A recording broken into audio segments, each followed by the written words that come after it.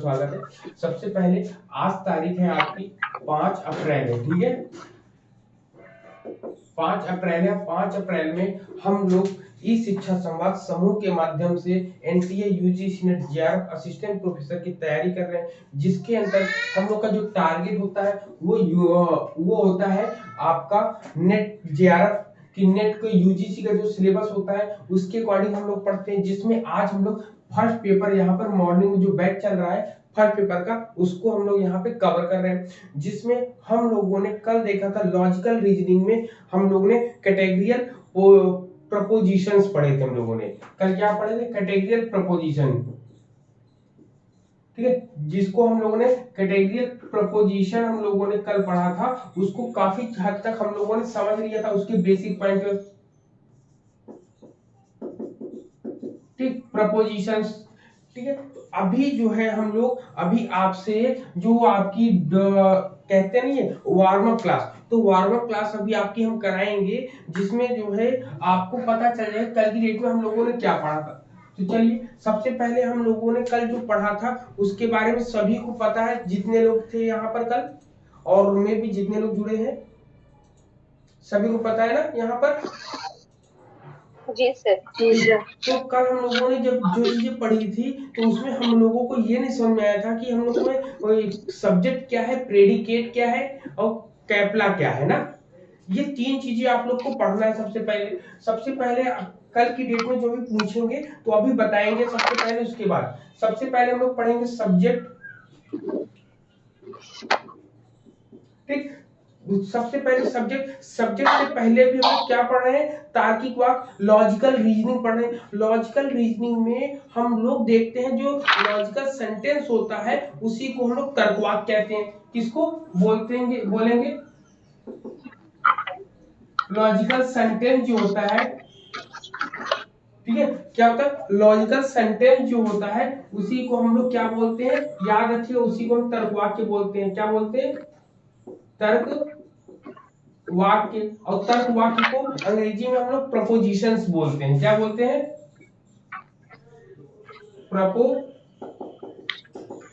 Preposition, ठीक है। English में लोग प्रपोजिशन बोलते हैं तर्क वाक्य को। अब इस तर्क वाक्य में आपको हमेशा तीन चीजें मिलेंगी। क्या मिलेंगी? तीन चीजें मिलेंगी। तर्क वाक्य हमेशा इसमें प्रपोजिशंस में आपको तीन चीजें कौन सी मिलेगी? सबसे पहले सब्जेक्ट मिलेगा, दूसरा आपका प्रेडिकेट मिलेगा और तीसरा आपको मिलेगा संयोजक, जिसको हम लोग कैपला बोलते हैं,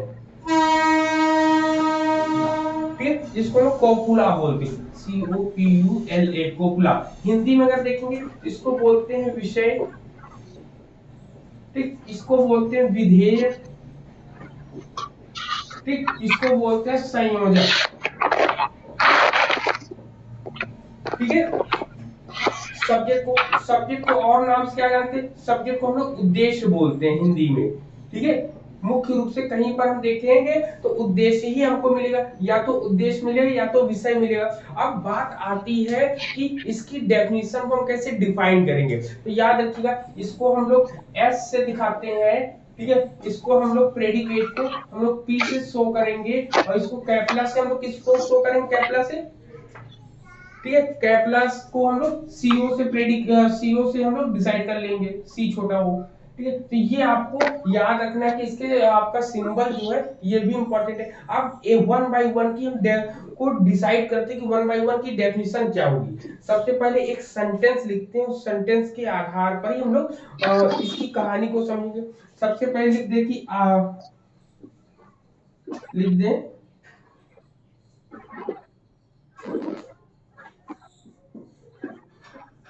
रोहित मेधावी, ठीक है, रोहित मेधावी छात्र है, ठीक है। रोहित क्या कुछ और लिख दिया मैंने कि राधा जो है मेधावी छात्रा है, ठीक है, मेधावी छात्रा है। अब यहाँ पर ये एक सेंटेंस ये जो है एक दिया जिसको बोलते हैं हम लोग तर्कवाक्य है। ये क्या है? ये एक तर्कवाक्य है। अब यहीं से समझ लीजिएगा, यहीं से आपके क्वेश्चन पुटअप होना शुरू हो जाएंगे और आपको सॉल्व करना भी आ जाएगा। सबसे पहले अब इसमें कह रहा है कि राधा मेधावी छात्रा है, पहला पॉइंट तो ये होगा। अब इसमें आपको इन तीनों चीजों को निकालना है, क्यों? क्योंकि ये एक प्रपोजिशन है। क्या है? प्रपोजिशन है, ठीक। प्रपोजिशन है जिसको हम लोग तर्कवाक्य बोलते हैं। जब ये तर्कवाक्य है, तर्कवाक्य में सबसे पहले यहाँ पर सबसे पहले जो आता है उसको हम बोलते हैं उद्देश्य। उद्देश्य या इसको हम बोलेंगे क्या? सब्जेक्ट बोलेंगे हम लोग सबसे पहले, ठीक है। तो सबसे पहले क्या आएगा? ये आएगा, ये आप इसको गोला कर लो राधा को, ये हो जाएगा आपका सब्जेक्ट, ठीक। यहाँ पे पहला पॉइंट हो गया। और दूसरा पॉइंट क्या हो जाएगा? दूसरे पॉइंट में हम लोग देखेंगे कि यहाँ पर जो मेधावी छात्र है या मेधावी छात्रा है, ये पूरी लाइन, ये पूरी लाइन इसको बोलते हैं हम लोग, बोलते हैं प्रेडिकेट, ठीक है। प्रेडिकेट जिसको हम लोग, इसको सब्जेक्ट को उद्देश्य बोलते हैं, इसको बोलते हैं विधेय, ठीक। और ये जो है लिखा है, ठीक है, ये जो है इसको बोलते हैं संयोजक। क्या बोलते हैं? संयोजक, ठीक। ये तीन चीजें हैं, यही इस सेंटेंस, इस प्रपोजिशन में आपको यही चीज मिलेंगी। अब इसकी डेफिनेशन वन बाय वन हम लोग डिस्कस करेंगे। सबसे पहले सब्जेक्ट की डेफिनेशन लिखेंगे। सब्जेक्ट में लिखेंगे जिसके संबंध में कुछ कहा जाए।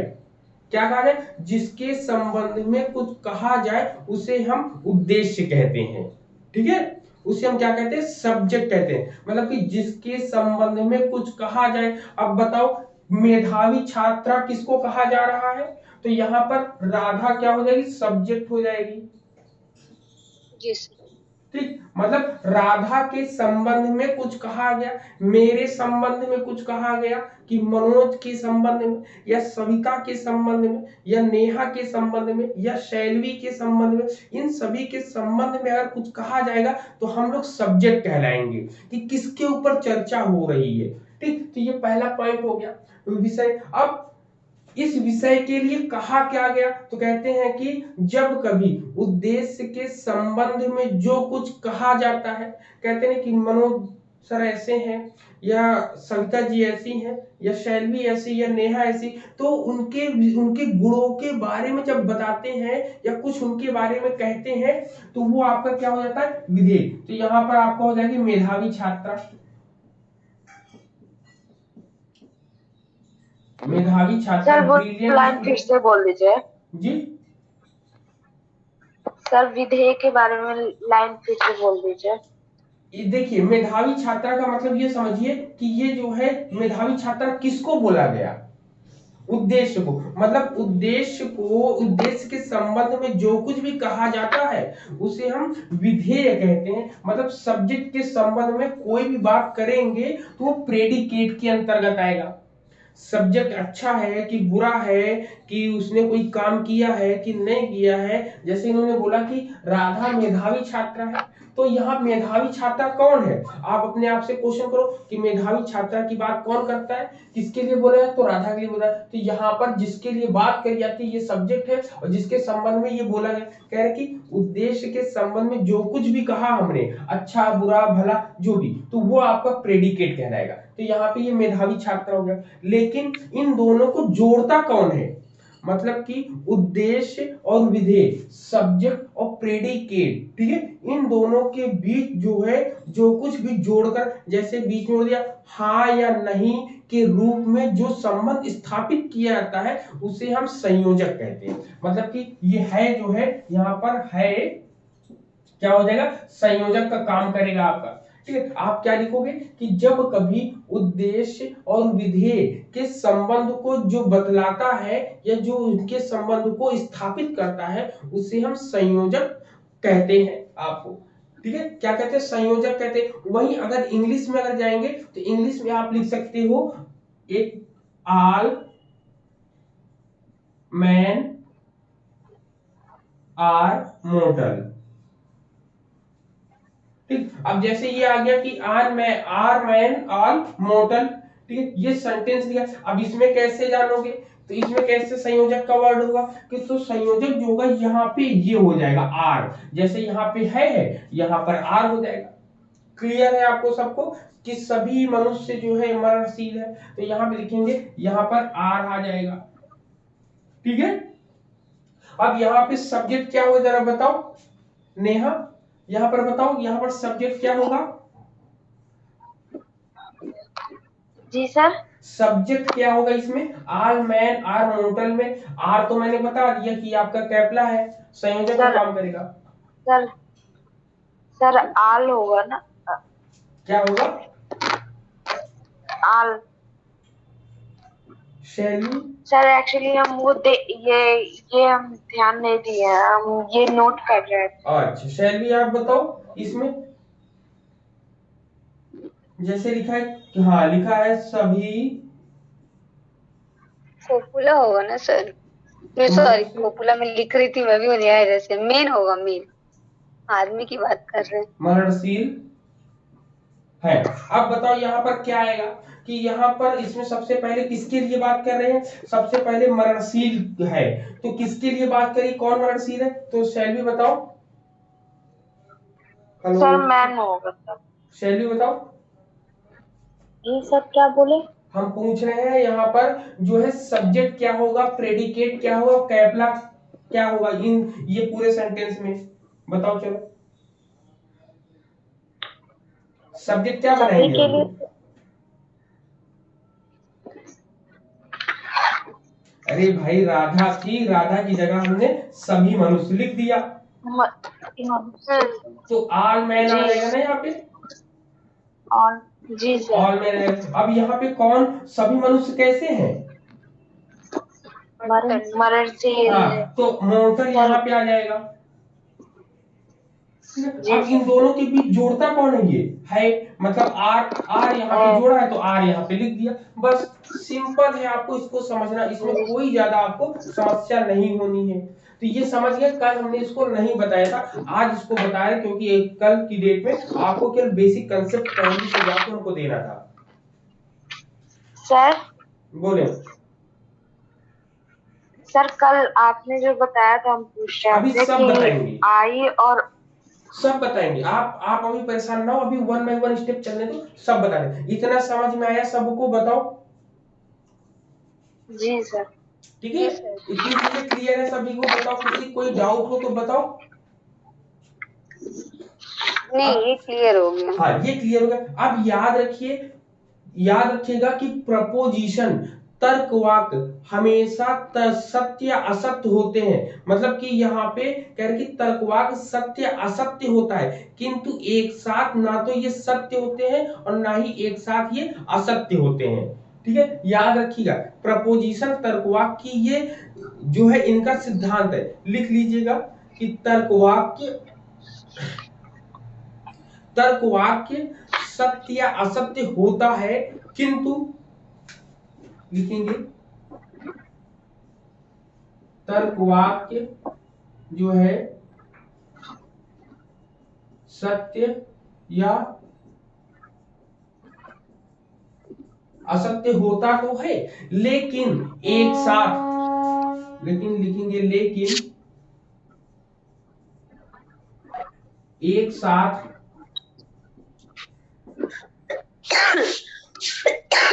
सत्य या म्यूट कर लो, एक साथ सत्य या सत्य और असत्य नहीं हो सकते, एक साथ सत्य और असत्य नहीं हो सकते है। यही आपको डेफिनेशन दे दी जाएगी और पूछ लिया जाएगा कि ये प्रपोजिशन है कि सेंटेंस है कि आपको कॉन्ट्राडिक्टेड है, यही सब चीजें आपसे पूछ लिया जाएगा। हाँ सर ऐसे कुछ नहीं।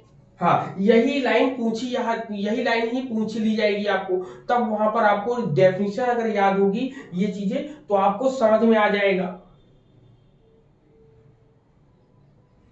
जी सर। ठीक है, अब यहाँ पे इतनी चीजें हो गई, तो यहाँ पर अर्थबोधक भी कुछ चीजें होती, ये सेंटेंस तो ठीक है, ये क्लियर। अब एक पॉइंट आता है आपको, सेंटेंस एंड प्रपोजिशन में डिफरेंस। हम लोग को कैसे पता चलेगा कि कौन सा सेंटेंस है, कौन सा प्रपोजिशन है? बताओ, किसी को पता है? बोलो। नहीं सर। नहीं पता है, तो यहाँ पर डिफरेंस हम लोग देख लेते हैं। सेंटेंस, इसमें सबसे पहले यहाँ पे प्रपोजिशन, प्रपोजिशन एंड सेंटेंस। ठीक, सेंटेंस, तो प्रपोजिशन को हम लोग क्या बोलते हैं? तर्कवाक्य। ठीक, इसको बोलते हैं वाक्य। दोनों तो बात एक ही कह रहे हैं, एक केवल एक अंतर है, क्या है? ये तो वाक्य है और ये तो इसके साथ तर्क लग गया है, मतलब बिना तर्क के कुछ कहा ही ना जाए। तो दोनों में डिफरेंस क्या होगा? डिफरेंस जान लो, क्योंकि ये जान लेंगे तो आगे की कहानियों को और आगे की चीजों को और अच्छे से हम लोग क्लियर कर लेंगे। अब जैसे कभी कहा जाए कि तर्कवाक्य ऐसे होते जिसमें सभी वाक्य जो है, जिसमें सभी वाक्य तर्क वाक्य नहीं हो सकते। मतलब कि कह सकते कि इसके अंतर्गत क्या कहेंगे प्रपोजिशन में, कि इसमें जो है सभी वाक्यों को हम तर्क वाक्य नहीं कह सकते हैं। ठीक है, क्या कहेंगे? सभी वाक्यों को हम तर्क वाक्य नहीं कह सकते, लेकिन सभी तर्क वाक्यों को हम वाक्य कह सकते हैं। क्लियर पॉइंट पहला? पहला पॉइंट लिखिएगा, सभी वाक्यों को तर्कवाक्य नहीं कह सकते हैं। पहला पॉइंट लिख लीजिए। लिख सकते हैं, या तो ये लिख सकते हैं, सभी तर्कवाक्य, ठीक है, सभी तर्कवाक्य वाक्य होते हैं। क्या लिखेंगे? कि लिखेंगे आपको आर प्रपोजिशन आर सेंटेंस। ठीक है, आर प्रपोजिशंस आर सेंटेंस लिखेंगे हम लोग, कि मतलब प्रपोजिशन क्या होता है? टोटली जितने भी आर सेंटेंसेस जो होते हैं सभी तर्क वाक्यों को हम वाक्य कहते हैं। ठीक है, यहाँ पे लेकिन सभी वाक्य जो होते हैं तर्क वाक्य नहीं हो सकते हैं। क्लियर पॉइंट हो रहा है सबको? बताओ।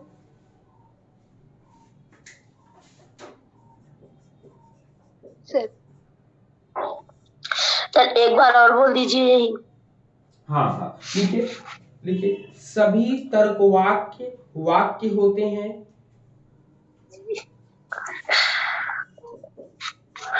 सभी तर्क वाक्य वाक्य होते हैं। ठीक है, इंग्लिश में भी लिख लेना इसको ना, तो डिफरेंस समझ में आ जाएगा। ठीक, अब लिखेंगे सभी वाक्य तर्क वाक्य नहीं होते हैं।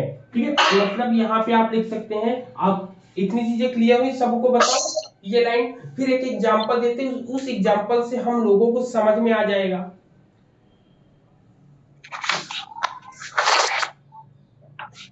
क्लियर है? बताओ यहाँ पर लिख लिया?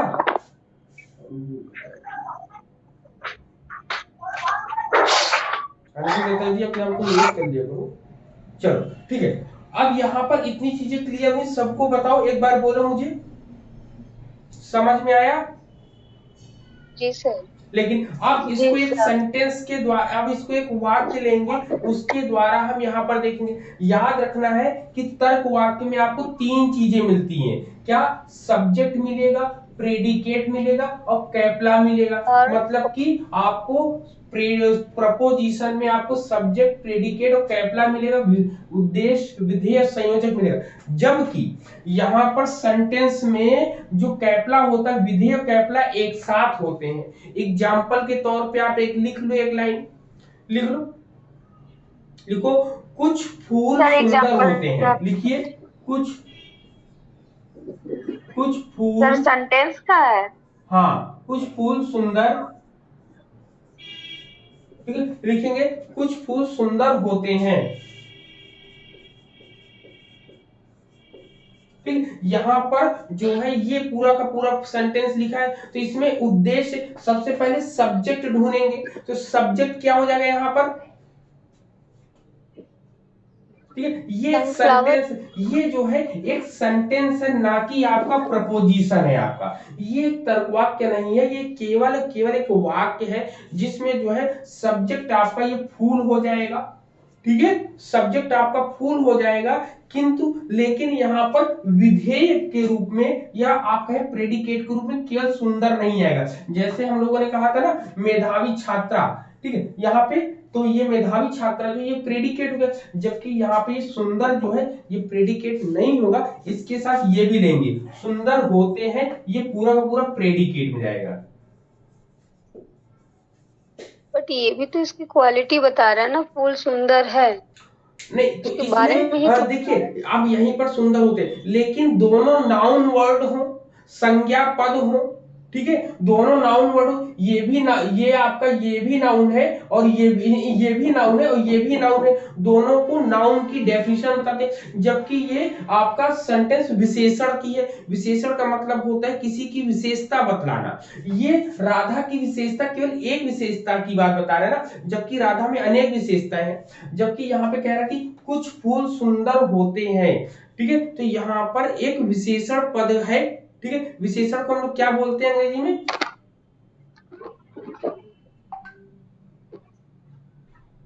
तो बोले से प्रनाउन, ठीक है, प्रोनाउन, जी हाँ सर। प्रोनाउन। तो यहाँ पर ये प्रोनाउन का काम कर रहा है, ठीक है, क्या कर रहा है? प्रोनाउन का काम कर रहा है, जबकि यहाँ पर ये प्रोनाउन का काम इसका नहीं करता, ये प्रेडिकेट का काम करता है, ठीक। प्रोनाउन में आपके ये पूरे आते हैं कि सुंदर नहीं आता, केवल सुंदर होते हैं पूरा आ रहा है, और प्रेडिकेट में केवल मेधावी छात्रा आएगा या केवल आपका क्या आएगा? मोर्टल केवल आएगा, ठीक है, आर नहीं आता है। आर को यहाँ पे कैपला के रूप में इसको मानते हैं यहाँ पे, ठीक। तो यहाँ पर ये चीजें तो होती हैं, बस इतना ही है यहाँ पर। तो सर दूसरा कुछ किस में जाएगा? ऑब्जेक्ट में जाएगा? नहीं, कुछ हाँ कुछ ऑब्जेक्ट में जाएगा वो ठीक है, लेकिन इसमें दूसरा अगर इसका दूसरा अंतर देखोगे तो और थोड़ा सा समझ में आएगा।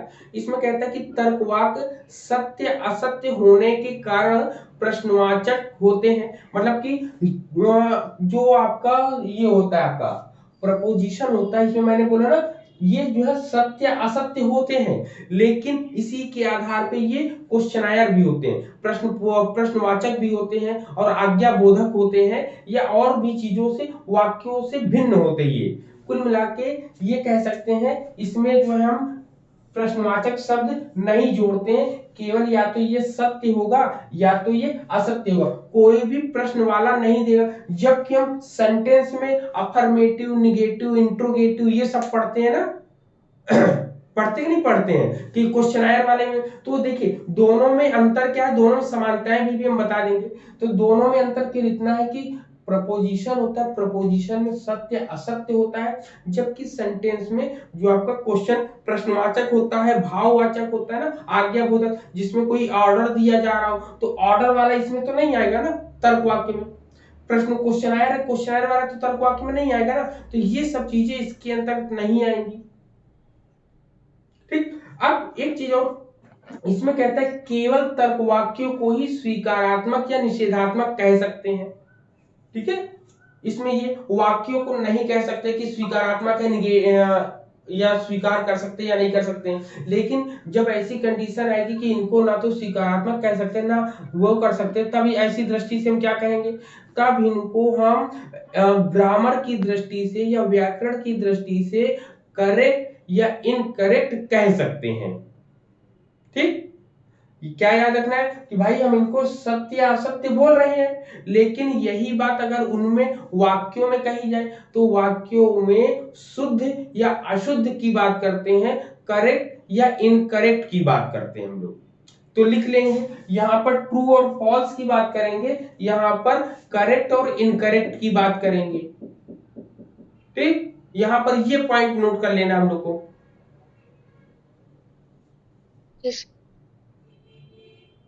और ये हो गया, और डिफरेंस एक लिख लो कि तर्क वाक्य केवल जो प्रपोजिशन केवल प्रेजेंट की ही बात करता है, प्रेजेंट समय की, लेकिन जो है आपका सेंटेंस जो है प्रेजेंट, पास्ट, फ्यूचर तीनों कालों में होता है, होता है कि नहीं। सेंटेंस की अगर बात, आप प्रपोजिशन की बात करोगे, प्रपोजिशन प्रेजेंट टाइम की ही बात करेगा, लेकिन आप सेंटेंस को लोगे तो सेंटेंस में आपका प्रेजेंट, पास्ट, फ्यूचर तीनों को ही लिया जाएगा।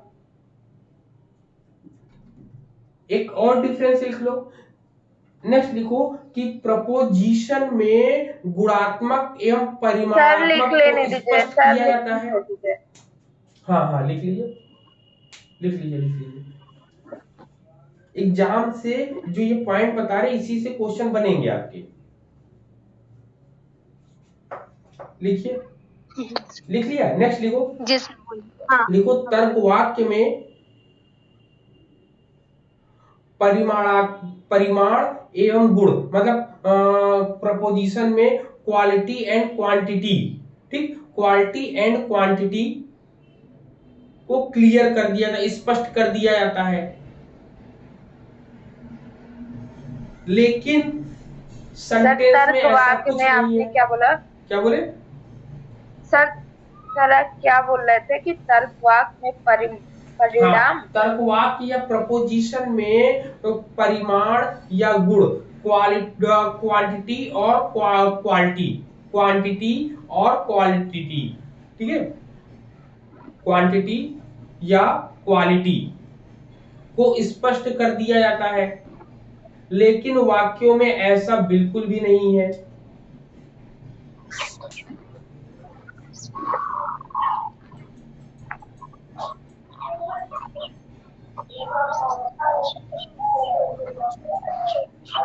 लेकिन वाक्यों में ऐसा बिल्कुल क्या चीज? नहीं होता, मतलब उसमें क्वालिटी और क्वांटिटी को स्पष्ट नहीं किया जाता। हाँ, कुल मिला के जो प्रपोजिशंस होता है उसमें आपका क्वालिटी एंड क्वांटिटी होता है, जबकि सेंटेंस में ऐसा आपका कुछ भी नहीं होता है आपका।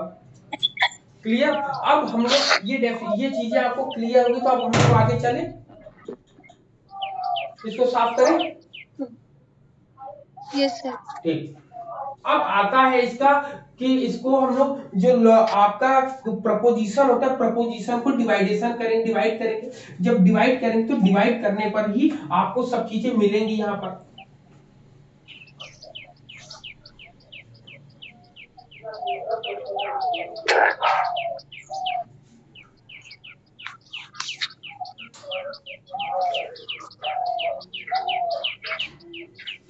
चलिए, अब हम लोग प्रपोजिशन का डिवाइडेशन करेंगे, जिसमें हम लोग देखेंगे कि प्रपोजिशन को कितने भागों में डिवाइड किया गया है। इनको दो रूपों में डिवाइड किया गया है। एग्जाम में कोई भी आएगा तो आप बता ले जाओगे, बड़े आसानी से बताओगे एग्जाम्पल के साथ। चलिए, सबसे पहले अगर हम इसका डिवाइडेशन करते हैं तो डिवाइडेशन इनका रिलेशन के आधार पे करते हैं। किसका? सबसे पहला जो वर्गीकरण है इसको हम करेंगे रिलेशन के आधार पे। ठीक, क्या करेंगे? अब क्लासिफिकेशन करेंगे इसका। क्या कर रहे हैं? क्लासिफिकेशन।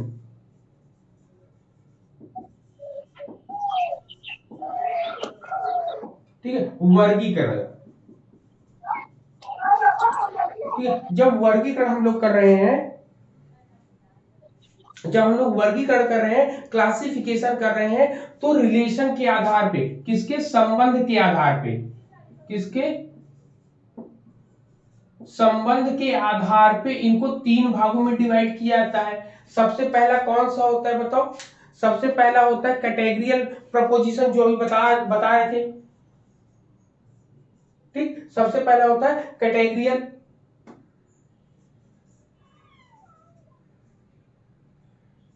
कैटेगरियल प्रपोजिशन आपका होता है। दूसरा जो होता है आपका कंडीशनल प्रपोजिशन होता है। कंडीशनल। कैटेगरियल को हम लोग बोलते हैं निरूपाधिक या निरपेक्ष। निरूपाधिक या निरपेक्ष। ठीक, ये हो जाता है। अब कंडीशनल को हम लोग बोलते हैं सोपाधिक।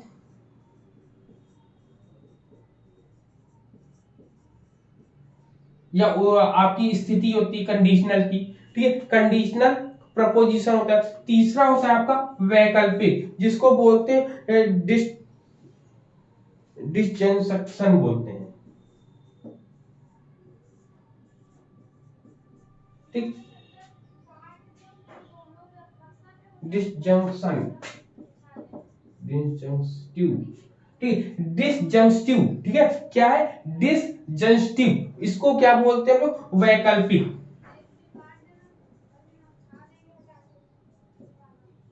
ठीक है, क्या होता है आपका वैकल्पिक होता है,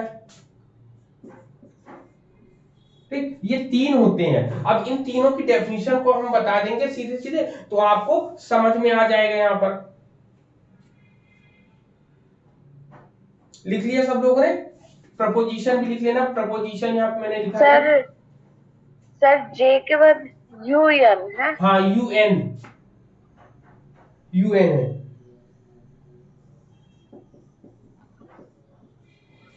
प्रपोजिशन भी लिख लेना, प्रपोजिशन एंड प्रपोजिशन, ठीक है। यहाँ पे तर्क वाक्य हो जाएगा, ये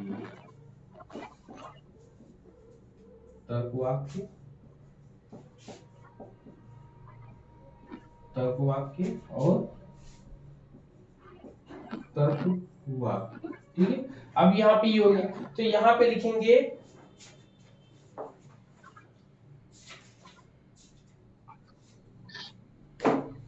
अब इसका एक एक एग्जाम्पल लिख लेंगे ना, तो एक एक एग्जाम्पल जब लिख लेंगे तो अब ऑटोमेटिक सब चीजें आपको क्लियर हो जाएंगी। तो इसमें क्या होता है, सबसे पहले एग्जाम्पल लिख लेंगे, सभी मनुष्य मरणशील हैं,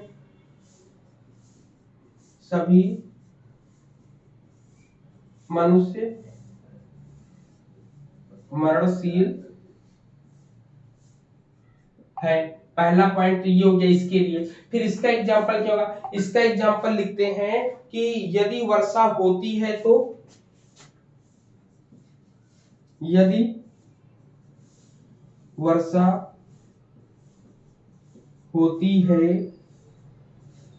तो, ठीक है, यदि वर्षा होती है तो फसल अच्छी होगी,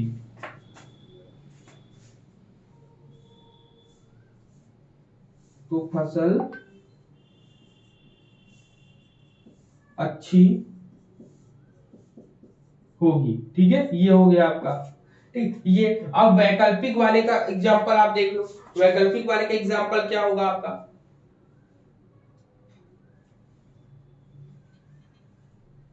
जैसे या तो अनिल, या तो अनिल बुद्धिमान है,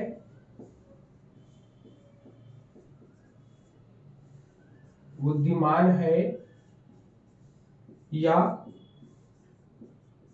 मूर्ख, ठीक है, या तो अनिल बुद्धिमान है या मूर्ख, ठीक है, ये सेंटेंस है। ये तीन के तीनों जो है ऐसे ही आपका एग्जाम में अगर आएगा तो आप इसको बता सकते हो। क्लियर है, ये पॉइंट बताओ सभी को इतने। अब इसको वन बाय वन समझाते हैं तो आपको समझ में आ जाएगा, ठीक है। सबसे पहले देखते हैं, सब लोगों ने लिख लिया, बताओ पहले कि लिखने में ध्यान है कि अभी समझाएं पहले। जी सर लीची। लिख लिया, जी सर। ठीक। अब यहाँ पे सबसे पहले हम कैटेगरियल वाले में चलते हैं, कैटेगरियल वाले को समझते हैं। कहता है इसमें कि जब दो दो आपके दो पदों का संबंध सीधे स्वीकार किया जाए या निषेध किया जाए, मतलब इसमें कोई किसी भी प्रकार की कोई शर्त नहीं होती है। जब कोई किसी प्रकार की कोई शर्त नहीं होगी तो हम उसे निरूपाधिक या निरपेक्ष तर्कवाक्य कहते हैं, कैटेगरियल प्रपोजिशन कहते हैं। मतलब इसमें किसी प्रकार की कोई शर्त हम लोगों के सामने नहीं रखी जाएगी। जैसे इसमें एग्जांपल दिया कि सभी मनुष्य मरणशील है, तो इसमें क्या क्या है, इसमें बिना शर्त के हम किसी भी चीज को मान रहे हैं। इसमें मनुष्य को जो है बिना किसी शर्त के मरणशील कहा गया है। कोई इसमें लागू किया क्या कि ये शर्त है तभी ये मरणशील होगा, ठीक है। तो यदि इसमें कहा जाए कि कोई मनुष्य पूर्ण नहीं है, कह दे कोई मनुष्य पूरा नहीं है, तो ये भी एक क्या हो जाएगा, ये भी एक निरूपाधिक या कैटेगरियल प्रपोजिशन के अंतर्गत आएगा आपको, ठीक है। तो ये लाइन भी लिख लो, कोई मनुष्य पूर्ण नहीं है। ठीक, ये सेंटेंस भी आपके लिए इंपॉर्टेंट है। इसमें क्यों कह रहा, क्योंकि इसमें भी मनुष्य को बिना किसी भी शर्त के पूरा नहीं बताया गया है। यहाँ पे या तो पूर्ण नहीं है या तो मरणशील है, दोनों में किसी प्रकार की कोई भी शर्त नहीं रखी गई है। तो यहाँ पे ये पहली चीज आपको क्लियर होती कि नहीं होती, बताओ सभी लोग। क्यों होती, क्योंकि यहाँ पर सभी जब लिया गया तो मनुष्य के सभी मनुष्य के अंदर जितने लोग आते हैं सबको लिया गया। अब कोई मनुष्य, अगर यहाँ पे मनुष्य की प्रजाति को लिया गया, उनके वर्गों को लिया गया, तो ये पूरे वर्ग को डिफाइन कर रहे हैं। तो पहला समझ में आया, शैलवी बताओ, शैलवी जी सर।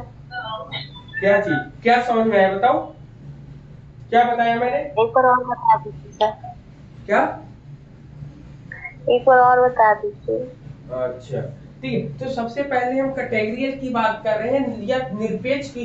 निरपेक्ष का मतलब होता है जिसके सामने कोई ना हो, ये निरपेक्ष है। लेकिन यदि ये दो लोग आ गए तो इसके हटने पे ये इसकी जगह ले लेगा, इसके हटने पे ये इसकी जगह लेगा। मतलब जब कोई एक व्यक्ति दूसरे व्यक्ति के साथ जगह ले लेता है तो उसे हम सापेक्ष कहते हैं। लेकिन निरपेक्ष जैसे निर्दलीय चुने के, जैसे कैटेगरियल की बात कर रहे हैं जिसमें निरपेक्ष का मतलब होता है कि जैसे कोई निर्दलीय चुनाव लड़ता है, तो निर्दलीय चुनाव लड़ने में भी उसके आगे पीछे कोई नहीं होता उसका प्रतिरोधी, वैसे इसका भी प्रतिरोधी कोई नहीं होता। कोई शर्त नहीं है कि सभी मनुष्य मरणशील है। अब इसको सिद्ध नहीं करना है, इसको ये पहले से ये सही बात है, ये बिना शर्त के बात कह रहा है।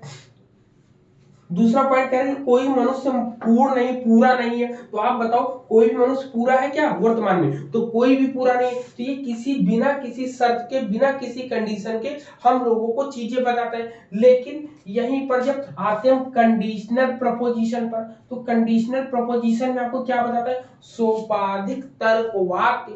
सोपाधिक तर्कवाक्य उसे कहते हैं जब उद्देश्य और विधेय पद का संबंध कुछ शर्तों पर हो। मतलब यहां पर शर्त आधारित, यहां पे लिखेंगे शर्त नहीं, यहां पे लिखेंगे शर्त नहीं होता है पहला, और दूसरा इसमें शर्त होता है यहां पर। ठीक है, यहां पे शर्त होता है। अब शर्त क्या है, कह रहा है कि यदि वर्षा होती तो फसल अच्छी होती। यहां पे एक कंडीशन लगा दी गई ना, यहाँ पे एक शर्त के आधार पे, तो इसलिए इसको सोपाधिक बोला गया। जब कभी भी आपको सेंटेंस में कोई भी ऐसी चीज आ जाए कि यदि वर्षा होती तो फसल होती, इसका मतलब कि वर्षा नहीं होती तो फसल अच्छी नहीं होती। तो यहाँ पे किसी ना किसी शर्त के आधार पर ही तो बोल रहे हैं। यहाँ पर बताओ। जी सर। अब एग्जाम में क्वेश्चन कैसे आएगा इसको समझो। इसमें कह रहा है कि यदि के बाद, ठीक है, कह रहा है कि यदि, कह रहा है कि बाद के भाग को हेतु, मतलब कह रहा है कि यदि के जो बाद का भाग है उसको हेतु कहते हैं, और तो के बाद के भाग को हम हेतु मत कहते हैं। मतलब कि इसको, इतने वर्ड को हम क्या कहते हैं, यही लाइन लिखिएगा, इतने वर्ड, क्योंकि एग्जाम में यही पूछाएगा। ठीक, इसको इंग्लिश में बता दें,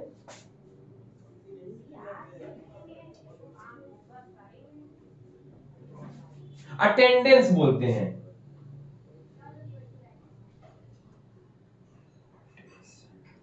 इंग्लिश में थोड़ा सा दिक्कत है ना, इंग्लिश वाला हम लिख दे क्योंकि ये ज्यादा याद रहेगा। स्पेलिंग लिखी ANT, इसको ऐसे लिखते रुक जाओ।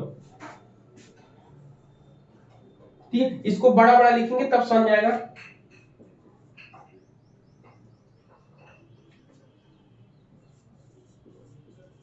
ठीक, असेटेडेंस जिसको बोलते हैं, इसको हिंदी में बोलते हैं हेतु। क्या बोलते हैं, हेतु। ठीक है, हेतु बोलते हैं। हेतु में क्या आएगी, वर्षा, वर्षा होती है। ठीक है, मतलब ये जो है, ये भाग को हम लोग ये बोलते हैं हम लोग। क्लियर। अब इसके बाद कहता है तो के बाद के भाग को हम लोग क्या बोलते हैं, आप लोग लिख लीजिए अपने पॉइंट में कि तो के बाद के भाग को हम हेतु मत बोलते हैं। इसको क्या बोलते हैं, हेतु मत। हेतु मत बोलते हैं, इसको इंग्लिश क्या बोलते हैं, कंसीक्वेंट, ठीक है, कंसीक्वेंट बोलते हैं,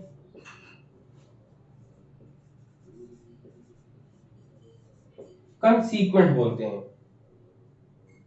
ठीक है, कंसीक्वेंट कहा जाता है। ये लाइन याद रखिएगा क्योंकि एग्जाम में पूछा जाएगा, ऐसे वर्ड दे दी जाएंगे, आपसे ये पूछेगा कौन सा प्रपोजिशन है, ये नहीं पूछेगा, इसमें पूछेगा कि हेतु क्या है। यदि वर्षा होती तो फसल अच्छी होगी, ये अगर सेंटेंस दे दिया जाए, इसमें कहा जाएगा कि इसमें बताओ हेतु मत क्या है, ठीक है। वर्षा होती है तो ये आपको हेतु कहलाएगा, आप लिख लेना यहां पर कि वर्षा होती है, ये हेतु कहलाएगा आपका, ठीक है। और फसल अच्छी होगी, इसको बोलेंगे हेतु मत बोलेंगे, यहां पे बताया। तो यहीं पर एग्जाम में यही क्वेश्चन ऐसे पूछ लिए जाते हैं, ठीक है। कभी कभी अब इस पूरे को, हाँ इतना चीज क्लियर हुआ, बताओ सबको। जी सर। इसीलिए इस तर्कवाक को हेतु हेतु मत तर्कवाक कहा जाता है, मतलब इसीलिए इसको कहा जाता है हेतु हेतु मत, हेतु मत तर्कवाक्य, ठीक है। इसीलिए इसको हेतु हेतु मत तर्कवाक कहा जाता है। एग्जाम में ये आपको कई बार पढ़ने को मिलेगा, इसको इंग्लिश में बोलते हैं हाइपोथेटिकल, ठीक है, क्या बोलते हैं, हाइपोथेटिकल प्रपोजिशन,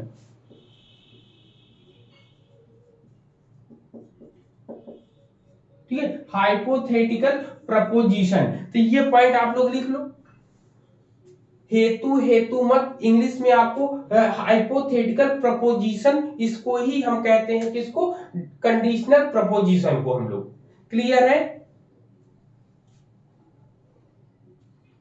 जी ठीक है, तो यहाँ पर ये पॉइंट जरूर लिख लेना क्योंकि क्वेश्चन आपको, मुझे नहीं लगता कि इससे पूछेगा, हाँ इससे पूछ सकता है, ठीक है, इससे पूछने की पूरी संभावना है, उससे पूछने के तर्क भी इसके पास है। अब इसके बाद लास्ट वाला जो आता है नंबर 3, नंबर 1, 2 और 3, ठीक है। अब 3 है, अब 3 वाले, तीसरे वाले में क्या होता है, तीसरे वाले में आप खुद ही समझ सकते हो, कहता है कि इसमें कहता क्या है, कहता कि जब मतलब दोनों में से उद्देश्य कोई और एक विधेय का संबंध उद्देश्य वर्ग के सभी सदस्यों पर लागू हो, सॉरी, जब उद्देश्य और विधेय का संबंध कम से कम 2 विकल्पों में से किसी एक पर आधारित हो, कहता है, कह रहा कि या तो अनिल बुद्धिमान है या फिर मूर्ख है, इन दोनों में से कुछ एक ही हो सकता है। तो ऐसे तर्क वाक्यों को हम क्या कहते हैं, हाई डिसजंक्शन, डिसजंक्टिव, ठीक है, डिसजंक्टिव प्रपोजिशन बोलते हैं हम लोग, क्या बोलते हैं, डिसजंक्टिव प्रपोजिशन बोलते हैं हम लोग। इसमें कोई एक शब्द दूसरे शब्द, मतलब कोई एक चीज दूसरे चीज को काटेगी और एक चीज सही होगी, मतलब ये दोनों में से कोई एक ही चीज सही होगा आपका, ठीक है। तो यहाँ पर ये चीजें क्लियर हुई, दो की दोनों बताओ। सर सर ये लिखे कि इसमें से इन दोनों वाक्यों से एक ही सही होगा। वाक्य नहीं, वाक्य नहीं, इन दोनों जो इसमें जो है विधेय संबंध दिया जाएगा, ये कहोगे दो विकल्पों में से दो विकल्पों पर आधारित होता है। अनिल की कंडीशन जो है दो विकल्पों पर आधारित है ना, कि या तो बुद्धिमान है या तो मूर्ख है। तो जब दो विकल्पों में से किसी एक के सही होने की कंडीशन, मतलब दोनों विकल्प दिए हो, तो ऐसी कंडीशन में हम लोग इसको बोलते हैं वैकल्पिक या डिसजंक्टिव। और दो विकल्पों में से सिर्फ एक ही सही होता है। सही होता नहीं है, दो विकल्प केवल दिए गए हैं आपको, अब कौन सा सही है ये ना तो आपको पता है ना हमको पता है, इसका पता नहीं करना है। जब ऐसे आपको प्रपोजिशन दिए जाए, तर्कवाक्य दिए जाए, तो ये किस प्रकार का तर्कवाक्य कहलाएगा, केवल इतना बताना है, कौन सही है कौन गलत है ये नहीं बताना है हम लोगों को, ठीक, जी ठीक। जी तो ये पूरा क्लियर हुआ, समझ में आया सबको, जी ठीक है। अब जी चलो नेक्स्ट, नेक्स्ट पॉइंट चलते हैं। इतना क्लियर? तो ये पहला इनका डिवाइडेशन होता है। दूसरा डिवाइडेशन बताते हैं। दूसरा डिवाइडेशन काफी इंपॉर्टेंट है, जिससे क्वेश्चन बनता है। अभी तक इससे पहले एनटीए वाले इस क्वेश्चन नहीं पूछते थे, अब इससे भी क्वेश्चन पूछने लगे ना, तो ये क्वेश्चन भी आ सकता है, ये क्वेश्चन भी आ सकता है। चलो इसको साफ करें अब। जी सर। चलो ठीक है, ओके। आप इसको दूसरे डिवाइडेड, अभी रिलेशनशिप के संबंध मतलब रिलेशनशिप से हम लोग पढ़ रहे थे। अब इसको दूसरे तरीके से डिवाइडेशन करेंगे इसका, ठीक है। दो तरीके से डिवाइडेशन हम लोग पढ़ लेंगे। पहला डिवाइडेशन आप लोग को समझ में आ गया होगा। संबंध के आधार, रिलेशन के हाँ, आधार। ये ऐसी चीजें होती है जो जल्दी समझ में आती नहीं है ना, जल्दी कहीं पढ़ने को मिलता है हम लोगों को ना। हाँ सर, आज अभी समझ और भी ही नहीं चीजें आते। बताएंगे, ठीक है। तो काफी मुश्किल से चीजें मिल पाती हैं। कलेक्ट करना बहुत, समझ लो ऐसे टॉपिक को बहुत कलेक्ट बड़ी करना बात। बहुत ही ज्यादा डिफिकल्ट हो जाता है। अब देखेंगे यहाँ जो तर्कवाक्य है, तर्कवाक्य को हम क्वांटिटी के आधार पे डिवाइडेशन करेंगे। किसके आधार पे? क्वांटिटी, ठीक है। क्वांटिटी को हम लोग बोलते हैं परिमाण। परिमाण के आधार पे जब हम इसका डिवाइडेशन करते हैं, तब हम समझते हैं। सब लोग जितने भी विद्यार्थी होते हैं, जितने भी स्टूडेंट होते हैं, इन सब चीजों से भागते हैं वो। बल्कि इसमें भागना नहीं, बल्कि इसको आप समझ लोगे तो आपको और अच्छा रहेगा ये। तो इसके जो है मुख्य रूप से 2 टाइप्स हैं। इन्होंने क्वांटिटी के आधार पे जब कभी हम प्रपोजिशन का डिवाइडेशन करते हैं, तो ये 2 रूपों में हम लोग को मिलते हैं। एक यूनिवर्सल मिलता है, और दूसरा आपको क्या मिलता है? दूसरा आपका पर्टिकुलर मिलता है। पर्टिकुलर मिलता है। यूनिवर्सल को हम लोग क्या बोलते हैं? क्या बोलते हैं? सर्वव्यापी। सर, सर्वव्यापी बोलते हैं, या फिर हम बोलते हैं, एक नाम और मैंने बताया था सर्वव्यापी के साथ साथ, सामान्य। सामान्य भी बोलते हैं, या फिर हम इसको बोलते हैं पूर्णव्यापी।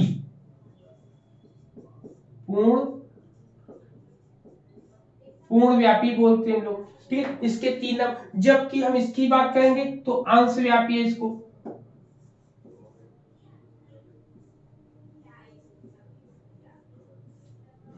ठीक, अंशव्यापी बोलते हैं, या फिर हम इसको बोलते हैं विशिष्ट बोलते हैं, या फिर हमने कल इसको एक नाम और बताया था, अस्तित्ववाचक बोलते हैं इसको।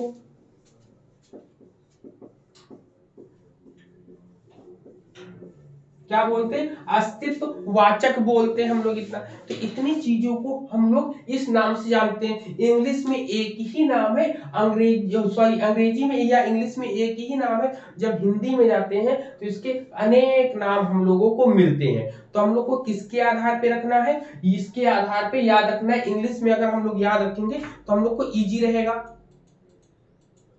क्लियर? सब लोग जाग रहे हो ना? Shailvi, Savita, Neha ji? Yes sir, yes sir. Shailvi जाग रही? सर नोट कर रहा। चलो, तो इतनी पॉइंट हम लोग को क्लियर हुए। अब हम लोग पढ़ते हैं, 1 बाय 1 को डिस्कस कर लेंगे, तो हमारे और भी अच्छे से समझ में आने लगेगा, ठीक है।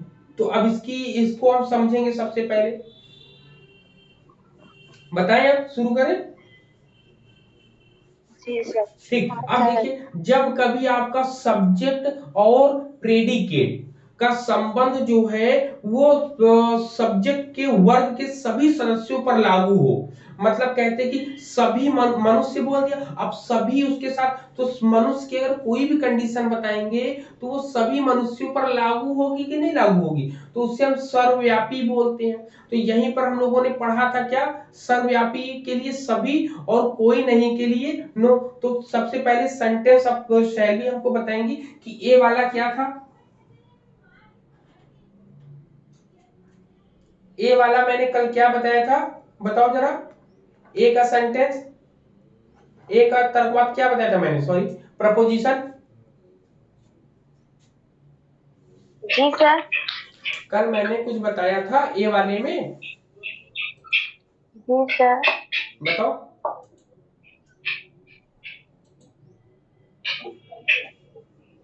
याद है या भूल गए कि सभी कवि दार्शनिक हैं।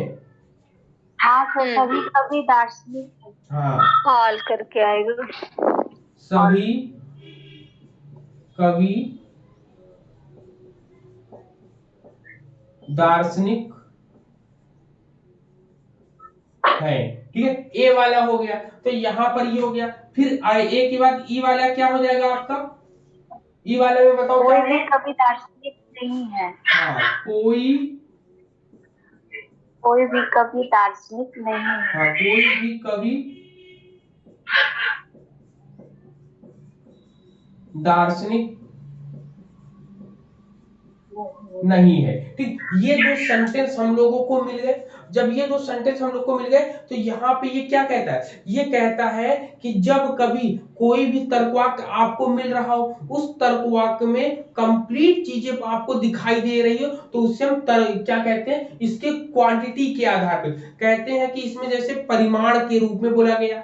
ठीक है, इसमें बोला कि जब इन दोनों तर्क वाक्यों में सभी और कोई नहीं, देखिए यहां पर एक सभी मिलेगा और दूसरा मिलेगा आपका कोई नहीं, मतलब यहां पे हम लिख देते हैं सभी। ठीक है, सभी मिलेगा और यहां मिलेगा कोई नहीं। ठीक, तो यहां देखिए ये दोनों आपको दोनों आपके प्रपोजिशन में ये चीजें निकल कर आई। तो कहता है कि जब कभी ये आपका सभी और कोई नहीं शब्द जो है ये किसको फाइंड करता है? इसकी क्वांटिटी को फाइंड करता है। क्या करता है ये क्वांटिटी को फाइंड करता है। किसको फाइंड करता है?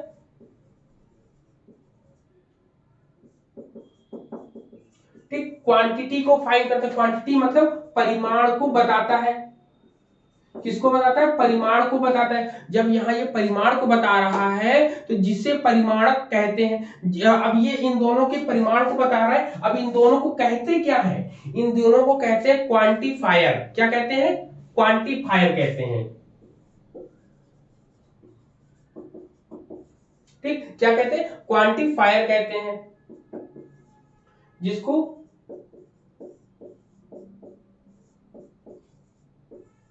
ठीक परिमाणक कहते हैं हम लोग। समझ में आ रहा है पॉइंट सबको? बताओ, समझ में आ रहा है? इसको अगर इंग्लिश में लिखना चाहोगे तो इंग्लिश में ऐसे लिखो। इंग्लिश में लिखोगे आप, इसको लिखोगे आल और इसको कोई नहीं को लिखोगे नो। क्या लिखोगे? नो लिखोगे। क्लियर हो रहा है सबको? पॉइंट बताओ, सभी लोगों को बताओ। जी सर, क्वांटिफायर और परिमाण।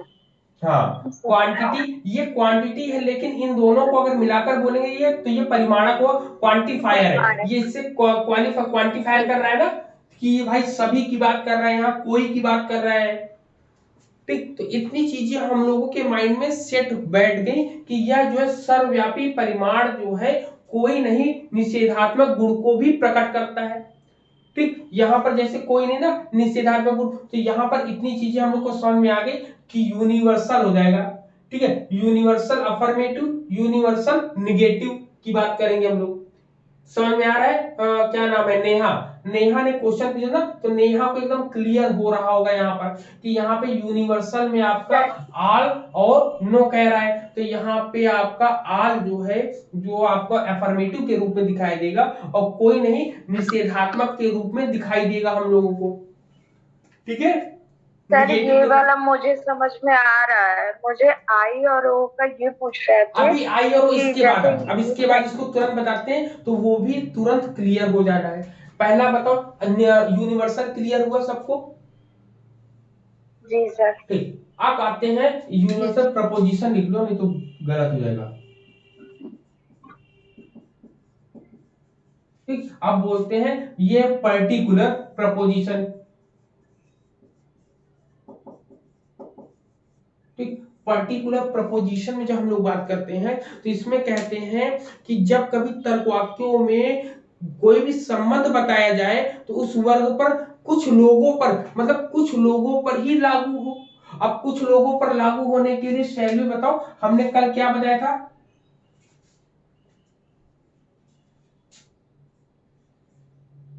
आई और ओ के लिए सर कुछ कवि दार्शनिक है। रुकिएगा, कुछ कवि दार्शनिक हाँ है। दार्शनिक है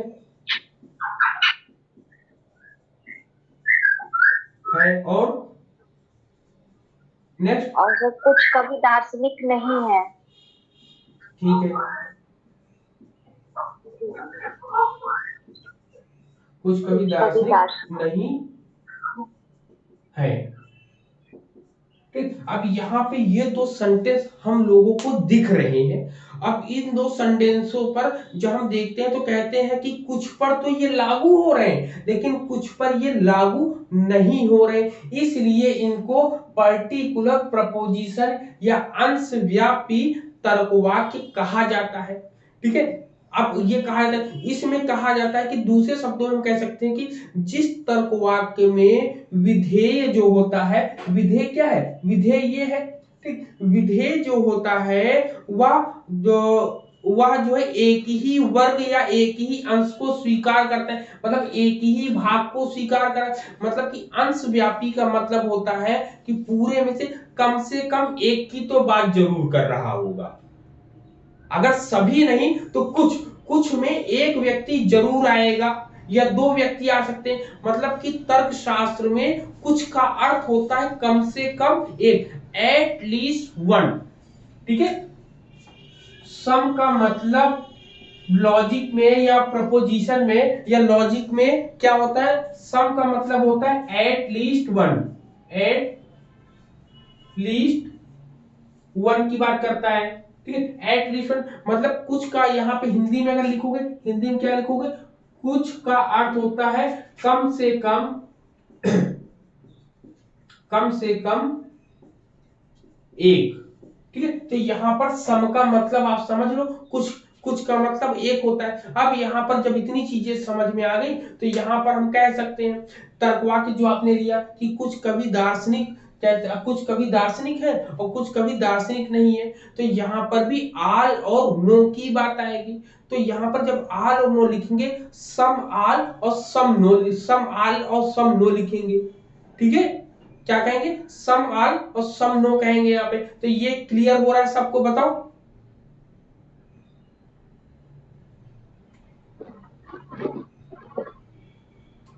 बोलिए। जी सर। ठीक है, तो सम यहाँ आएगा और इसमें सम नॉट आएगा, सम हाँ ऑल नहीं आएगा ना, किसमें आएगा, सम सम और आएगा, सम नॉट। सर सम और आई सम और नॉट। सम और हाँ नॉट आई आएगा। और ओ को करना। ठीक है, यहाँ सर पर सम और आई और नॉट आ ओ जाएगा। को। अब सम के लिए यहाँ पर क्या बोला है, ये इसके बाद आएगा कुछ, कुछ है और कुछ नहीं। कुछ नहीं। ठीक है, यहाँ पर इतने पॉइंट आ रहे हैं, क्लियर इतनी चीजें। अब पूछिए नेहा। सर सर ये सर ये पूछ रहे थे कि आई और ओ को पर्टिकुलर प्रीपोजिशन बोला जाएगा ना, जैसे यूनिवर्सल को यूनिवर्सल प्रीपोजिशन ए और यू होता है। नहीं समझे, फिर से बोले एक बार। सर ए और ई यूनिवर्सल प्रीपोजिशन होता है तो आई और ओ पर्टिकुलर प्रीपोजिशन होगा ना। हाँ, हाँ पर्टिकुलर प्रपोजिशन के अंतर्गत ही तो आ रहा है, जिसमें बोलेंगे हम लोग, इसको बोला है ये यूनिवर्सल अफर्मेटिव हो गया, वैसे ही आपका पर्टिकुलर अफर्मेटिव हो जाएगा। ये यूनिवर्सल निगेटिव हो गया, तो ये यूनिवर्सल वो प्रेडिकेट पर्टिकुलर निगेटिव हो जाएगा आपका। सर क्लियर, सर जैसे ये आई हो जाएगा आपका पॉजिटिव पर्टिकुलर पॉजिटिव को या पॉजिटिव पर। अफर्मेटिव बोलते हैं, पर्टिकुलर अफर्मेटिव जी बोलते सर, हैं हम लोग। और ओ निगेटिव हो जाएगा, हाँ, निगेटिव पर्टिकुलर पर्टिकुलर। निगेटिव हो जाएगा, सेम डिट्टो वही कंडीशन है। जी क्लियर है, सर, बताओ सर सब लोग। यही पूछ रहा था। हाँ, क्लियर हो गया ना सभी को।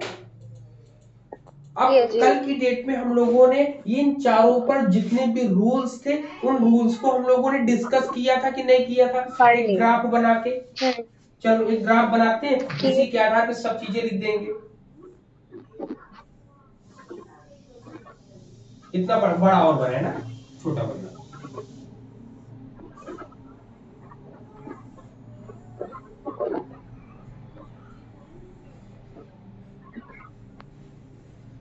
चलो सबसे पहले ये आएगा ए, ई आएगा, फिर आई आएगा, फिर ओ आएगा। तो सबसे पहले ए और ई में कैसा संबंध है बताइए। हेलो, सर ए, हाँ सर, बताओ। ए और ई में यूनिवर्सल कॉन्ट्रेरी में। लेकिन अभी एक चीज छूटी है, रुको रुको रुको, ये चीज हमने बता दी, ये क्वांटिटी के आधार पे थी। अब क्वालिटी के आधार पे देखो, गुण के आधार पे, ये तो क्वांटिटी के आधार पर हो गया। अब यहाँ पे क्वालिटी के आधार पे,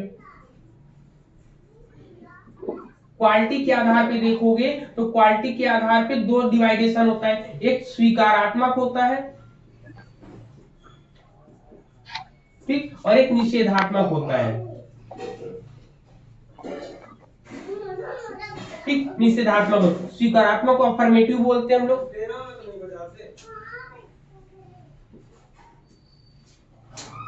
अफर्मेटिव बोलते हैं, और निषेधात्मक को निगेटिव बोलते हैं।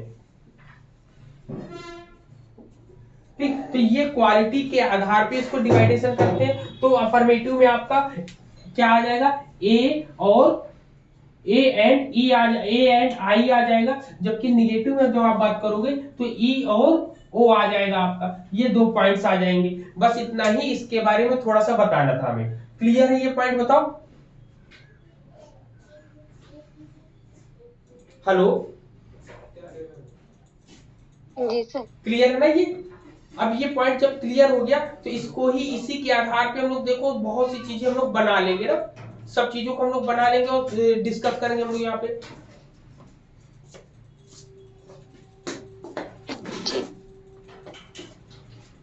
लिख लिया। अब चलिए, अब इसके संबंध की बात करते हैं। तो ए और ई में कैसा संबंध है बताओ, कल मैंने लिखाया था, बताओ भाई। Sir contrary, sir contrary. Contrary, contrary, contrary होता है। और दूसरा, आई और ओ के बीच कैसा संबंध होता है, सब कॉन्ट्रेरी। सब क्या होता है, सब कॉन्ट्रेरी। सब कंट्रेरी होता है। ठीक है, अब इन दोनों के बीच कैसा संबंध होता है, अल्टरनेशन, सब सब अल्टरनेशन। सब अल्ट्रेशन। जी सर। सर इसको हिंदी में अधीनस्थ भी बोलते हैं, वो केवीएस मैदान की बुक में है सर। अभी बताते हैं इसमें जो और क्या आपने नाम कराया होगा। था। ठीक है, सब अल्टरनेशन, सब अल्टरनेशन। ठीक, सब अल्टरनेशन जो ये दोनों तरफ होगा ना, इसको बोलते हैं उपाश्रयण। क्या बोलते हैं, उपाश्रयण बोलते हैं। अब यहीं पर एक चीज आपको याद रखनी है, ठीक है, क्लियर है यहाँ पर इतनी चीजें, बताओ। सर इसको अधीनस्थ भी बोलते हैं। अब अधीनस्थ मीन्स क्या होता है, आप बताओ मुझे। हाँ सर, अधीनस्थ का मतलब यही होता है कि इसके ऊपर ये डिपेंडेंट है अधीन ना, होता कल है जो आप बताया। जो एक व्यक्ति दूसरे व्यक्ति पर जो अधीन होता है उसे हम बोलते हैं अधीनस्थ। जी जी सर। ठीक, अब यहाँ पर इन दोनों के बीच संबंध क्या होता है, चाहे इसके बीच ले लो चाहे इसके बीच ले लो संबंध, तो इसको क्या बोलते हैं हम लोग, कल क्या बताए थे, व्याघात संबंध।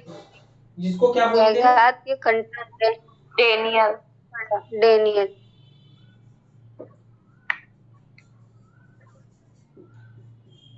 कंट्राडिक्टरी ना, कंट्राडिक्टरी या कंट्राडिक्टेड या फिर डेनियल, इन तीन नामों से हम लोग इसको जानते हैं। अब मेन बात जान लो कि इस ग्राफ को बताया किसने था, तो इस ग्राफ को अरस्तु ने बताया था। ठीक है, इस ग्राफ को किसने बताया था, अरस्तु ने बताया था यहाँ पर इस ग्राफ को। ठीक है, और इसमें एक नई चीज, अभी हम सुबह जो है 4 बजे बुक पढ़ रहे थे तब हमको एक नई चीज इसमें मिली। पहले नई चीज से पहले जान लो इसमें रूल क्या है, ए और ई में कैसा संबंध है, ए एंड ई में कैसा संबंध है, बताओ। कल हमने कैसा बताया था, ए और ई में कैसा संबंध है,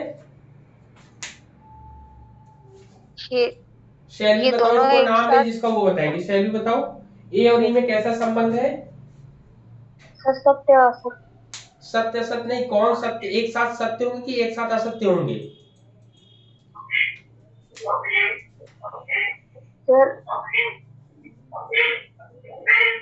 बोलो, एक साथ सत्य और एक साथ असत्य, क्या होगा इन दोनों में से? ये याद रखिएगा, ये कभी भी एक साथ सत्य नहीं होंगे, ठीक है? एक साथ सर सत्य नहीं असत्य होंगे, हो सकते हैं। जबकि एक साथ ये असत्य हो जाएंगे आपके। पहला पॉइंट हो गया जी क्लियर, सर। पहला रूल हो गया ये आपका। फिर दूसरा रूल आपका क्या आता है? दूसरे में आता है आई और ओ। तो सविता जी आप बताओ, आई और ओ में कैसा होगा? फिर आई और वो दोनों एक साथ सत्य हो सकते हैं बट असत्य नहीं हो सकते। इसका जस्ट उल्टा कर देते हैं ना, हाँ, जस्ट उल्टा कर जो देते आपने हैं। पहले लिखा है। याद रहेगा। असत्य। तो इसको आप इसको ऐसे डायग्राम बना लो, डायग्राम में हो जाएगा, ये करेक्ट हो जाएगा और ये रॉन्ग हो जाएगा आपका। ये हो गया। फिर इसके बाद संबंध और आते हैं आपके सामने। फिर इसके बाद संबंध कौन आता है आपका? नेक्स्ट आपका जो आता है ए आई और ओ, ठीक है? इसमें जो आता है आपका आता है ए और ओ का, और आपका ई और आई आई का, ठीक है? इन दोनों के बीच जो संबंध होता है, ये दोनों कभी भी ना तो एक दूसरे एक साथ सत्य हो सकते हैं और ना ही एक साथ असत्य हो सकते हैं, ठीक? ना तो एक साथ सत्य हो सकते हैं, ना तो एक साथ असत्य हो सकते हैं। इतनी कंडीशन असत्य हो क्लियर है सबको? बताओ। सकते। जी सर। अब एक नई चीज बताने चाह रहे हैं, वो नई चीज को नोट कर लेना, ठीक है? नई चीज क्या है कि आज जब किताब पढ़े तो किताब पढ़ते समय वो चीजें हम लोगों को मुझे दिखाई दी वो चीजें, तो उसको भी बता देते हैं यहाँ पर। सर ये ग्राफ अरस्तु ने दिया है ना? इसमें अरस्तु अरस ने दिया है ना हाँ, सर? अरस्तु ने सबसे पहले इसी ग्राफ के बारे में बताया है, ठीक है? 16वीं शताब्दी में अरस्तु ने एक अनुवादक के रूप में जूलियस पेसियस, ठीक है, जूलियस पेसियस में 4 तर्क वाक्यों के बारे में बताया और याद रखने का तरीका भी इन्होंने बताया है, ठीक? मेमोराइज डिवाइस के रूप में, कि मतलब इसको हम याद कैसे करें। तो इस ग्राफ को बनाया उन्होंने और इस ग्राफ के आधार पर ही आज तक हम लोग वही काम कर रहे हैं। जबकि हम लोग जो है कुछ नए तरीके से जब अपना इन्वेंशन करेंगे, जब अपनी बुक्स हम लोग लिखेंगे, तो उसमें हम लोग इस चीजों को देखने का प्रयास करेंगे हम लोग।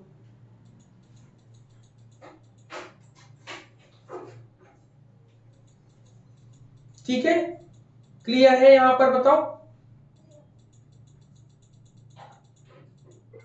जी सर। हाँ, अब यहां पर हम लोग उपाश्रयण के बारे में जानेंगे।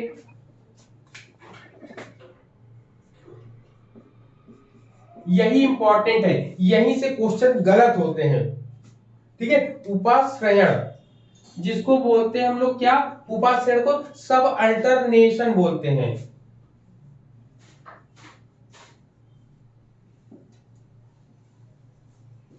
ठीक? सब अल्टरनेशन होता क्या है, इसका क्रम कैसे चलेगा, ये ध्यान रख रहे हैं हमको, ठीक है? यहां ए से आई चलेगा, ए से क्या चलेगा?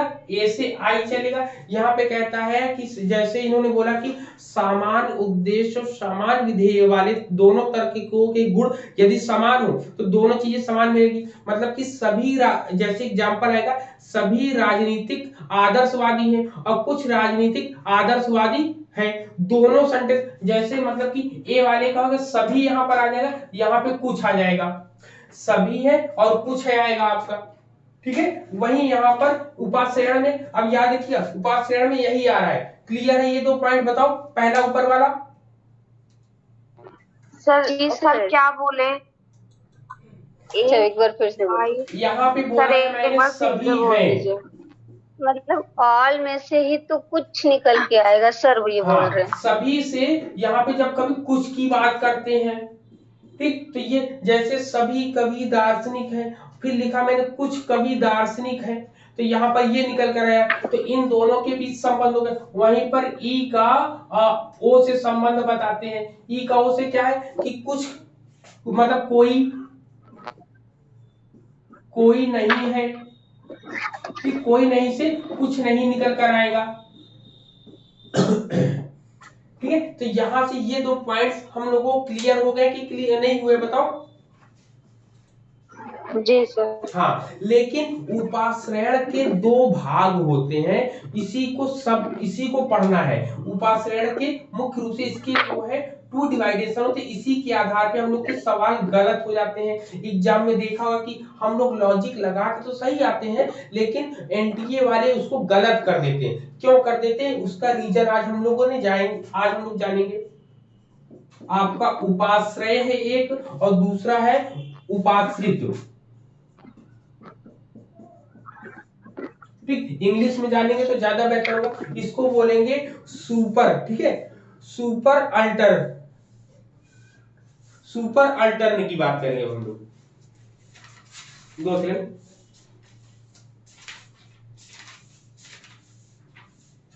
ठीक है, सुपर अल्टर्न की बात करेंगे।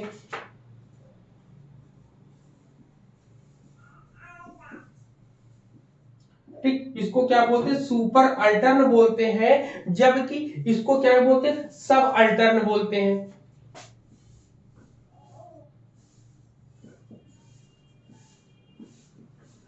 अब दोनों में मेन डिफरेंस क्या होता है ये जान लो।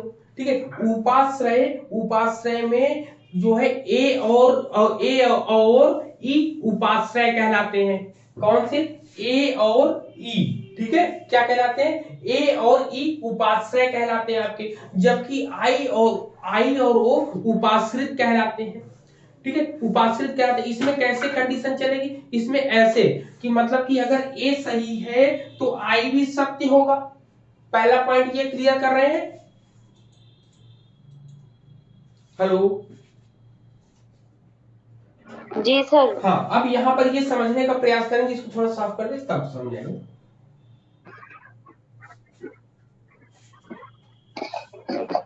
यहां पर यही लाइन समझ लेंगे तो आ जाएगी और चीजें आपको। चलो ठीक है, सबसे पहले उपाश्रय की बात करते हैं। उपाश्रय के बारे में हम लोग बात करेंगे। इसमें कहता है यदि उपाश्रय को सत्य मान लेते हैं तो उपाश्रित भी सत्य हो जाता है। मतलब कि अगर सुपर अल्टर्न को हमने ट्रू मान लिया तो सब अल्टर्न भी ट्रू हो जाता है। पहली लाइन जैसे एग्जांपल में आप क्या कहोगे, जैसे ए और आई में उपाश्रय संबंध होता है। ए और आई में कैसा संबंध होता है, उपाश्रय संबंध होता है। ए और आई में उपाश्रय संबंध है। पहला पॉइंट क्लियर लिख लो। फिर कहते हैं यहाँ पर कहते हैं कि ए उपाश्रय तथा आई उपाश्रित है। मतलब कि यहाँ पर ये सब सुपर अल्टर्न है, मतलब कि ये वाला जो है सुपर अल्टर्न है, जबकि ये सब है आपका। क्या है, ये सब है, मतलब ये सुपर है। यदि ये सुपर है, यदि ये सही है तो ये ऑटोमेटिक सही होगा। सुपर का मतलब समझे, पहला पॉइंट क्लियर हो सबको। तो सर इसमें ए और ई से बताया जाता है ना, मतलब ए और ई इसमें उपाश्रय है और ए और आई का संबंध बता रहा है कि सत्य है तो सत्य हो जाएगा और ए असत्य है तो आई असत्य हो जाएगा। ठीक है, ये ना। हाँ, सुपर इसीलिए तो सुपर बोला गया, इसीलिए सब बोला गया है। पहला पॉइंट क्लियर, माइंड पे एकदम क्लियर हो गया है। ठीक, अब कहता है कि यदि सुपर अल्टर्न, कह रहे कि सुपर अल्टर्न ए को सत्य मान ले तो उपाश्रय सत्य हो जाएगा। ये हो गया। इसी प्रकार आई और ओ में उपाश्रय का संबंध होता है। इसी प्रकार किसमें होता है, ई और ओ में, ई और ओ में संबंध होता है। ठीक है, क्या संबंध होता है, उपाश्रय। तो इसमें ई को हम लोग क्या मानते हैं, ई और ओ, ई और ओ में ई हो जाएगा सुपर और ये हो जाएगा सब। ठीक, ये मान लिया कि अगर ई अगर सत्य है तो ओ भी सत्य होगा और ए अगर सत्य है तो आई भी सत्य होगा। लेकिन दूसरी कंडीशन क्या बोलते हैं, उपाश्रय को असत्य मान लेने पर, ये ट्रू वाला तो ठीक चल रहा है, लेकिन असत्य जब मानेंगे, असत्य में क्या होता है, ठीक है, तो इसमें कहते हैं कि जब कभी उपाश्रय मतलब उपाश्रय में या सब अल्टर्न में कौन आता है, सब अल्टर्न जब कभी पूछा जाएगा कि इन दोनों में कौन है तो ए और ई है। लेकिन यहाँ पे कह रहे कि जब इसको फॉल्स मान लिया जाए, कह रहे कि जब कभी उपाश्रय को असत्य मान लेते हैं तो उपाश्रित संदेहास्पद हो जाता है, डाउटफुल हो जाता है कि ये सही होगा कि नहीं सही होगा। अगर ये कथन असत्य है तो ये भी असत्य हो, ऐसा कहना उचित नहीं है। ठीक है, तो कहते हैं कि यदि ए को असत्य मान ले तो आई संदेहास्पद हो जाएगा। मतलब ए को अगर हमने असत्य मान लिया, फॉल्स मान लिया, तो ये हम निश्चित नहीं कह सकते कि ये फॉल्स ही होगा।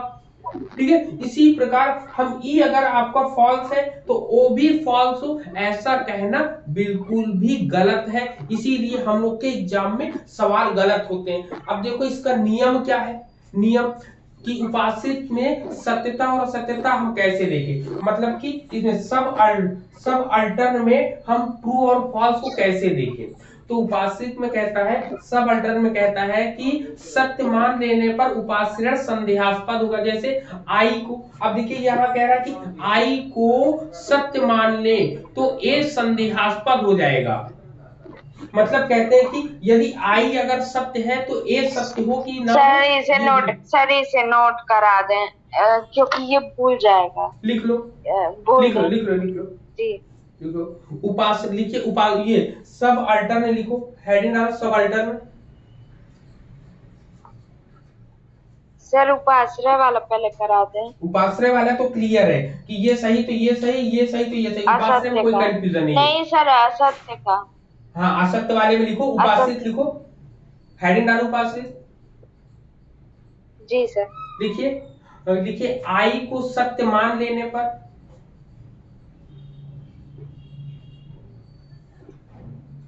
ए संदेहास्पद हो जाता है, ए में डाउट हो रहता है, ए में डाउट रहता है।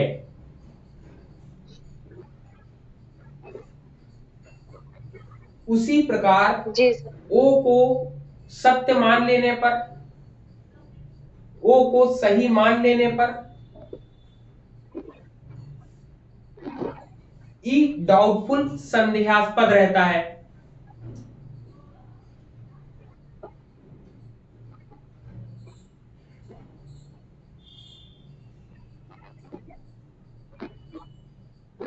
नेक्स्ट लाइन लिखो, लिखो आई को असत्य मान ले,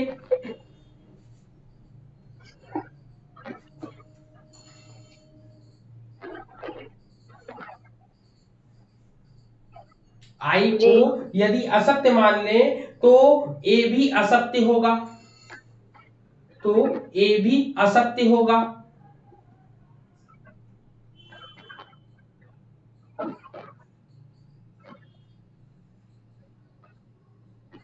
वही लिखो, यदि ओ को असत्य मान लिया जाए तो ई भी असत्य होगा। अब यहाँ पे दो कंडीशन मिल गई आपको कि नहीं मिल गई, कि यहाँ पर यदि कह रहा है आई को अगर हमने ट्रू मान लिया तो ये सही, ये भी ट्रू हो कि नहीं हो नहीं पता, लेकिन अगर इसको हमने फॉल्स मान लिया तो ये ऑटोमेटिक फॉल्स हो जाएगा।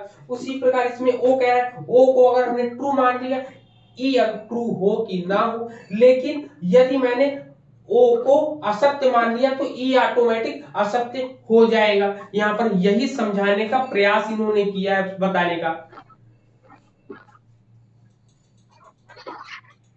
सर इसमें यही हुआ ना कि अगर आई असत्य होता है तो ए तो असत्य हो ही जाएगा। हाँ, इसके पिछले क्लास में भी आपने ये बताया था कि अगर मतलब एक गलत होता है तो दूसरा भी गलत हो जाएगा। हाँ। अब इसमें यदि आपको क्वेश्चन दें, प्रैक्टिस के लिए हम क्वेश्चन देंगे, उस क्वेश्चन को आप लोग करिएगा ना। प्रैक्टिस के लिए हम आपको क्वेश्चन देंगे, उस क्वेश्चन को सॉल्व करके बताइएगा। ठीक है, तो यहाँ पर इतनी चीजें क्लियर हो गई, बताओ सबको। सर बोले आप, बोलो बोलो। सर सब अल्टरनेट में आपने पिछली क्लास में ये बताया था कि जैसे आई मतलब आई सही होता है तो ओ भी ए भी सही हो जाएगा, तो इसमें डाउट आ रहा है, ये थोड़ा सा मैंने कंफ्यूजिंग। पिछली क्लास में बताया कि यदि ए सत्य है तो आई भी सत्य होगा, ई सत्य है तो ओ भी सत्य होगा। फिर बताया था मैंने, यदि आपका ए अगर असत्य होता है तो आई भी असत्य होगा, ही अगर असत्य है तो ओ भी असत्य होगा। ये कंडीशन बताई थी ना। लेकिन आज एक नई कंडीशन सर। आपके सामने लेकर आए हैं कि यदि आपको आई अगर आपको ट्रू देगा तो यहाँ पर ये ट्रू हो कि ना हो ये बात कोई सही नहीं है, मतलब ये बात डाउटफुल में रहेगी आपकी। यदि कोई कहता है कि यहाँ पर ई आई है, जैसे कुछ व्यक्ति अगर समझदार, कुछ व्यक्ति बुद्धिमान है, तो क्या सभी व्यक्ति बुद्धिमान होंगे क्या? बताओ। जैसे कुछ नहीं व्यक्ति सर। बुद्धिमान है तो सभी व्यक्ति बुद्धिमान होंगे, ऐसा कोई निश्चित नहीं है। यदि नहीं कुछ सर। व्यक्ति चोर नहीं है तो कुछ व्यक्ति चोर होंगे क्या? ऐसा भी सही नहीं है। तो ये कंडीशन ऐसे लगाया जो कि कल की डेट में नहीं बताया था, आज इसको क्लियर कर दिया है। तो ये पॉइंट हम लोगों को क्लियर हो गया पूरा का पूरा। अब इससे संबंधित आपको क्वेश्चन देंगे, उस क्वेश्चन को आप लोग सॉल्व कर लेना और शाम की क्लास को और अच्छे से हम लोग कर लेंगे। यहाँ पर क्लियर है सब? बताओ सर जी सर, सब अल्टरनेट का सर एग्जांपल लिखवा दीजिए, क्योंकि ये माइंड में फिर क्लियर नहीं रहेगा हमें, इसको उससे क्लियर रहता है। सब अल्टरनेट सब अल्टरनेट में। इसको जी लिखो सर। जरा, ई वाला लिखो। लिखो कुछ कुछ दार्शनिक कवि है। कल मैंने क्या लिखा था, ऐसे वही वाला एग्जांपल लिख लो, वही ज्यादा बेटर पड़ेगा। लिखो लिखो कुछ कवि दार्शनिक है। सॉरी रुकिएगा, ई वाला लिखो ना। ई में कुछ जब कवि। कोई भी कवि दार्शनिक नहीं है, लिखो कोई भी कवि दार्शनिक नहीं है। और लिख लो कुछ कवि दार्शनिक नहीं है। आपको जो मैंने चार आपको प्रपोजिशंस लिखाए हैं, उसी को आप लिख लो तो वही आपको क्लियर कर देगा ना। वही चार प्रपोजिशन जो मैंने आपको बताए हैं, अब जो कल की डेट में बताया था, उसी को आप नोट डाउन कर लोगे तो आपके पॉइंट्स क्लियर हो जाएंगे ना। अगर नहीं क्लियर होता है तो फिर शाम को बताना, ठीक है? शाम को भी हम लोग फर्स्ट पेपर ही पढ़ेंगे और क्वेश्चन पेपर अभी नहीं कराएंगे। शाम को भी इससे संबंधित कुछ चीजें और है, उसको बता देंगे डाउट वाले, तभी आपके क्वेश्चन सॉल्व हो जाएंगे आपके ना। ऐसे अगर सिंगल सिंगल बताएंगे तो नहीं डाउट क्लियर होगा। आपको ग्रुप में व्हाट्सएप अभी हम कर देंगे फोटो, उसको आप लोग कर लीजिएगा, ठीक?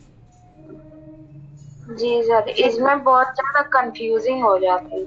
क्या अभी तो क्लियर है ना? अब तो एकदम साफ क्लियर है कि नहीं? अभी क्लियर है? जी अभी क्लियर है सर। हाँ ठीक। तो ऐसे ही जो एग्जांपल और चार मैंने आपको प्रपोजिशंस लिखा है, उन प्रपोजिशन को उनके सामने लिख देना, ऑटोमेटिक क्लियर हो जाएगा आपका, ठीक? जी चलिए सर। चलिए ठीक है। तो हम लोग इवनिंग में मिलते हैं और इवनिंग में ही फर्स्ट पेपर के कुछ टॉपिक और पढ़ेंगे ना, और पढ़ेंगे, ठीक है?